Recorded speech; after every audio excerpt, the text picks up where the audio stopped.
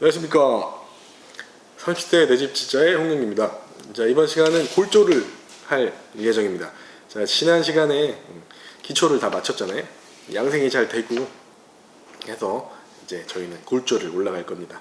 자, 골조는 굉장히 좀 전문적인 분야예요. 뭐 아무것도 아닌 것 같아요. 오셔서 그냥 뚝딱뚝딱 그냥 볼트 채우고 가시는 것 같지만 옆에서 제가 보니까 쉽지 않습니다. 굉장히 정밀해요. 1도 차이가 다음 거에 볼트가 안 채워지는 경우가 허다하기 때문에, 그리고 기둥이 똑바로 세운 것 같죠? 이게 정말 세우는 것도 굉장히 어렵고요. 아주 고난이도의 정밀한 분야이기 때문에 건축 하시는 분들 중에서도 골조만 전문으로 하시는 그런 분께 견적을 내셔서 잘 하셨으면 좋겠고요. 제일 중요한 거는 뭐냐면, 저희 집이 톤수가 있어요. 이제 견적을 받으려면 도면이라는 걸 새로 그려야 돼요. 현장에 맞게. 설계사가 설계 도면을 그려야지만 그게 정확하지 않습니다. 아주 정확하지 않아요. 현장이 어디냐에 따라서 이제 위치가 좀 틀려졌잖아요. 그런 거는 별개고, 설계사가 도면을 그렸지만 도면이 정확하지 않습니다. 그래서 H빔을 위한 도면을 다시 그려야 돼요. 이게 샵 도면이라고 하는데, 견적을 받을 때 이 샵 도면이 포함된 금액으로 이제 견적을 받으실 수 있고, 별도로 요구하시는 데도 있어요. 하지만 요구하는 게 제가 볼 때 맞고요. 그 돈이 필요해요. 왜냐하면 사람 한 명이 하루 정도는, 하루 이틀 필요하거든요. 이 샵도면 그리려면. 요거 잘못 그리면 나중에 시공이 어렵기 때문에 정확하게 그리셔야지 이제 어느 정도 견적이 나옵니다. 저희 집은 한 견적이 3,100만 원 정도 나왔어요. 22톤이고요. 총 무게가, 이 빔은 무게로 이제 단가를 매기더라고요. 한 130만 원, 140만 원 정도 했던 것 같아요. 저희 집 할 때. 지금은 어느 정도 올랐는지 모르겠지만 아무튼 그렇게 톤수로 견적이 나온다라고 말씀드리고 싶고요. 견적서 안에 모든 게 다 포함되어 있습니다. 뭐 따로 저희가 추가로 지불할 게 없기 때문에 그런 식으로 견적이 와요. 저도 이제 견적을 한 5, 6군데 받았어요. 굉장히 많이 받은 거예요. 그래서 이제 업자 선정이 좀 늦어졌는데, 솔직히 뭐 가공 설치까지 제가 볼 때 넉넉 잡아서 보름이면 하고도 남습니다. 자, 중요한 건 뭐냐면 업자들이 이런 작은 현장은 잘 하지 않으려고 합니다. 왜냐하면 저기 소 축사나 돼지우리 짓는 게 훨씬 더 이제 톤수가 많아요. 기본이 100톤, 200톤이기 때문에 그런 거 하려고 그러지, 같은 일이지만 이런 작은 현장은 잘 안 하려고 하는데, 그래 좀 깊이 하는 경향이 있어요. 22톤은 정말 쳐주지도 않는 그런 조그만 거예요. 그래서 견적이 되게 많이 세게 들어와요. 하려면 하고 말려면 말아라 이겁니다. 일부러 세게 넘습니다.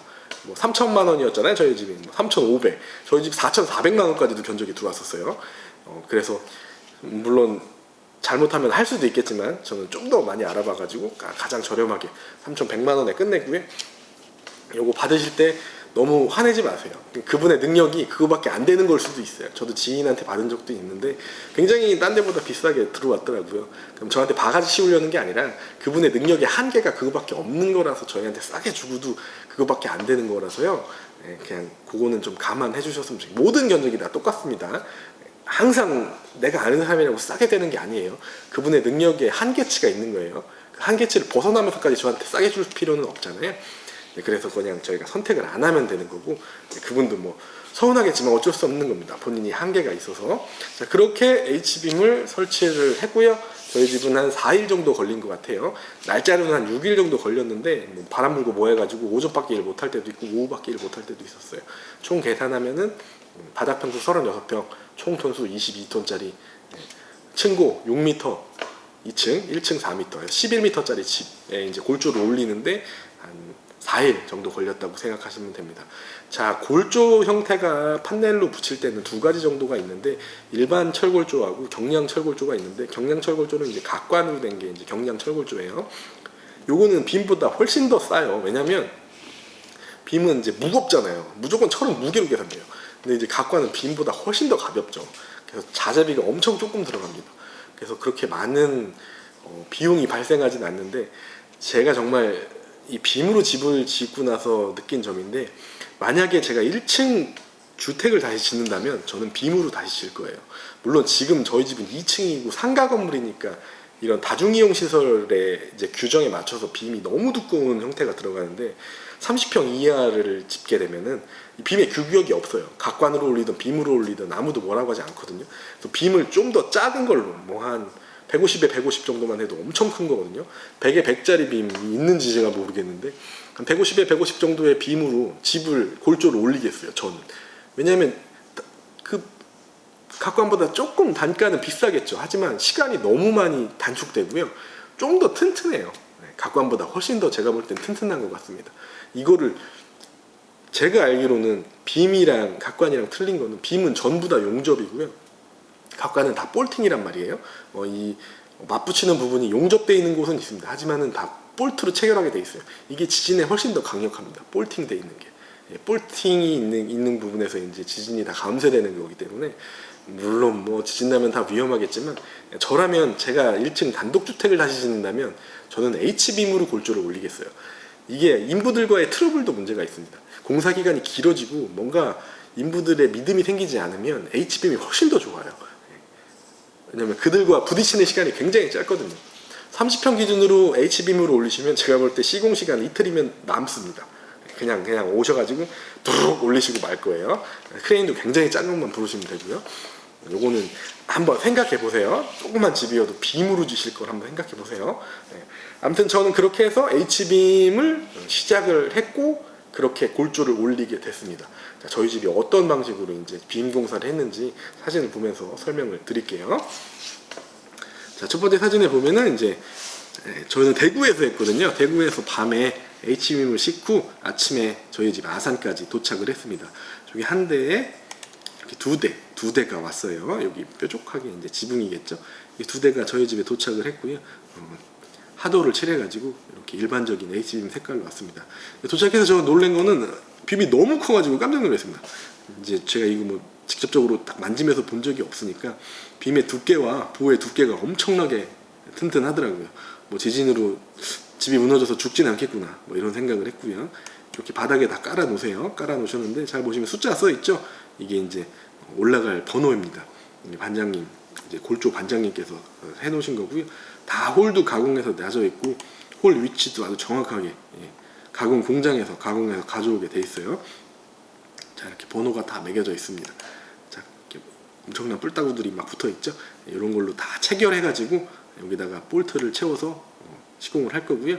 저희 집 빔은 현대 스틸, 현대 철골에서 가져온 거고요.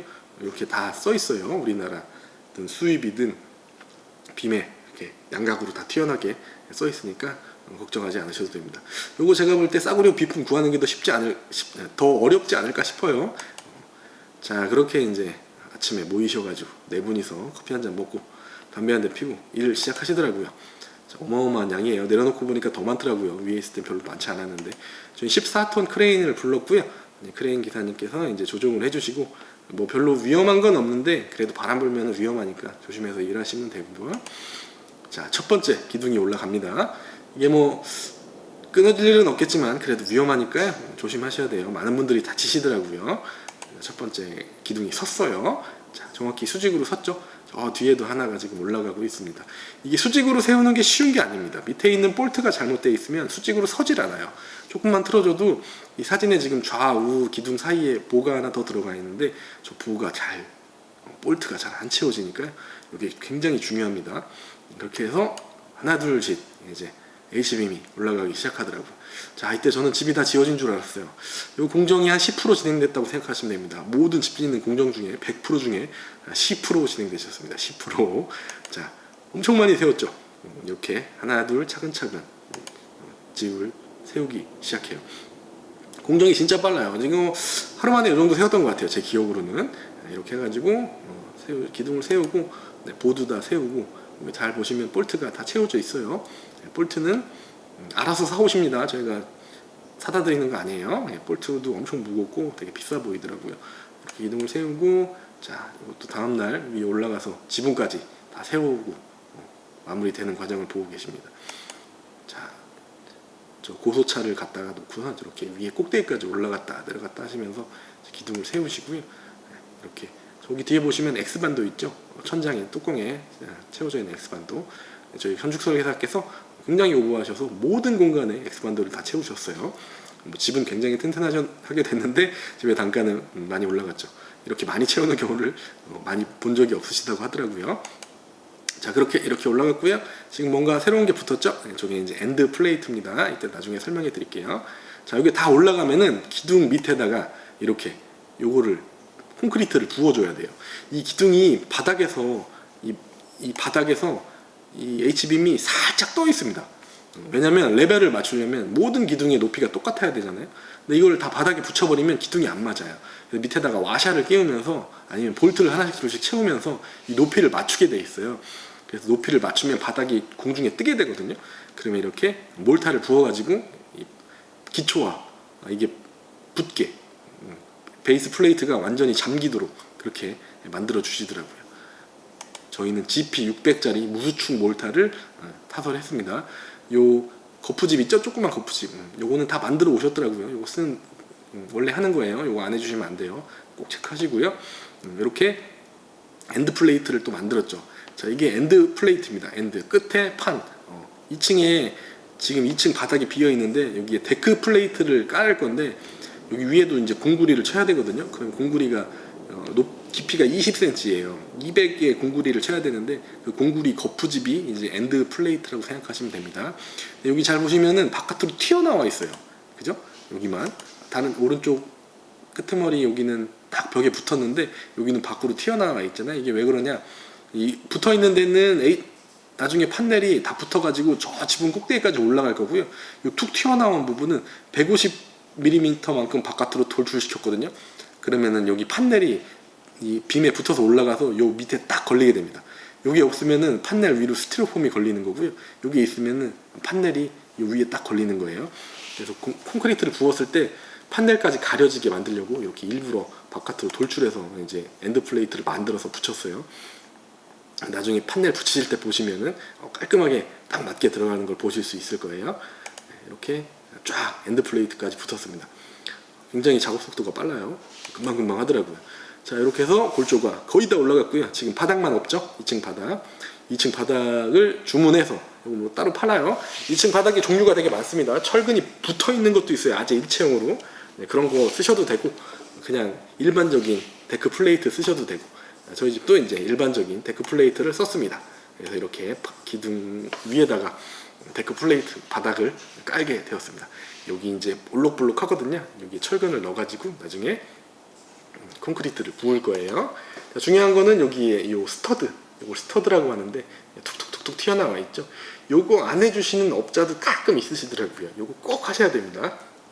자, 스터드의 용도는 뭐냐? 여기 다 지금 스터드가 박혀 있죠. 용접해가지고 다 붙여주셔야 돼요. 요게 이제 콘크리트 부으면은 요 스터드랑 콘크리트랑 완전히 이제 결속이 되는 거예요. 그래서 바닥과 이 엔드 플레이트와 이 데크 플레이트와 이 스터드가 연결이 돼 있잖아요. 그럼 이 콘크리트가 쏟아서 부어지면은 그거랑 이제 완전히 엮여서 묶여 있으라고 요 붙어주는 겁니다. 스터드 굉장히 중요해요. 용접해가지고 다 붙어 있어요. 이렇게. 요게 정석입니다. 요거 안 해주시면 안 돼요. 많이 해주시는 게 좋아요. 간격은 뭐 요 정도 간격으로 제가 보니까 기억나지는 않는데 한 20cm나 30cm 정도 되는 것 같아요. 그리고 모두 다 이렇게 엔드 플레이트를 이제 모두 다 이렇게 데크 플레이트 끝 부분으로 이제 스터드를 박아 주셨습니다. 자, 그렇게 이렇게 이제 끝났어요. 금방 하죠. 여기 한 3, 4일, 4일 정도 걸렸던 것 같아요. 4일이라고 보시면 돼요.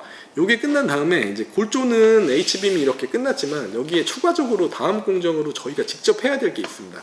그게 뭐냐면 1층이나 2층에 창호가 무거운 창호가 들어갈 경우에는 그곳에다가 창호가 앉힐 자리를 만들어 주셔야 되는데 그거를 아까 전 영상에 말했듯이 우리가 기초를 할 때 기초에다가 그 강목이나 나무나 아시바 쓰지 않고 각관으로 이제 만들었잖아요. 기초 틀을 유로폼을 그 떼냈던 거를 이제 재활용하시면 돼요. 지금 이럴 때. 그래서 저희는 1층은 모두 다 저희 집은 통유리 같은 게 들어가기 때문에 거기에 하지를 걸어줘야 됩니다. 2층도 모든 창문이 다 그렇게 크진 않은데 메인 창문, 거실 창문 하나는 무겁기 때문에 거기도 하지를 걸어주셔야 됩니다. 그렇게 해가지고 그 용도로 이제 각관을 사용하시면 돼요. 사진을 보시면 이렇게 1층에 큰 샤시가 들어갈 곳에다가 요 밑에 있는 부분만 샤시고요. 위는 이제 판넬이 붙을 텐데 여기다가 딱 이렇게 붙이셔 주셔야지 샤시가 요 안에 딱 쏙 들어가는 거예요. 이게 이제 나중에 되면 요 자리에 그대로 이렇게 샤시가 들어가게끔 되어 있어요. 요거까지 맞춰 주셔야지 이제 판넬을 붙이실 수 있는 겁니다. 물론 이거는 이제 저는 이제 저희 반장님이랑 둘이 했고요. 뭐 용접이 이제 전공이셔가지고 이제 그분이랑 같이 했어요. 요게 선행이 돼야지 이제 그 다음에 판넬을 붙일 수 있어요. 그리고 H빔에 보시면은 저희는 판넬을 H빔에다가 직접 박았는데 그렇지 않고 웬만하면 다 C형광을 대고 거기에다가 이제 판넬을 붙이게 돼 있어요. 다음 시간에 이제 판넬을 붙이는 거에 대해서 제가 설명을 드릴 텐데, 만약에 C형광이 필요하시다면 이 판넬 전에 골조 작업에서 C형광까지 기둥에다 용접을 해주셔야지 거기에다 핏을 박아서 판넬을 붙일 수 있습니다. 그거까지 맞춰 주셔야지 이제 골조가 완성되는 거라고 생각하시면 됩니다. 자, 그러면 골조는 여기까지 하고요. 다음 시간에는 진짜 스티로폼으로 된 샌드위치 판넬을 붙이는 거를 여러분께 설명해 드리도록 할게요. 뭐 지금까지 그렇게 주의사항이나 뭐 이런 건 없었어요. 지금까지는 굉장히 기술적으로나 뭐 아주 좋은 기술자들과 만난 걸 수도 있고요. 제가 그렇게 많이 조심해야 될 부분은 없었습니다. 하지만 지금 판넬을 붙이면서부터는 아주 많은 것들을 조심조심 하셔야 됩니다. 네, 아주 신경 써야 될 게 몇 가지가 있어요. 그걸 신경 쓰지 않으시면 집에 기밀이 뚫리고 집이 추워져요. 그러니까 다음 시간에는 그런 것들을 설명드리도록 하겠습니다. 감사합니다. 다시 뵙겠습니다.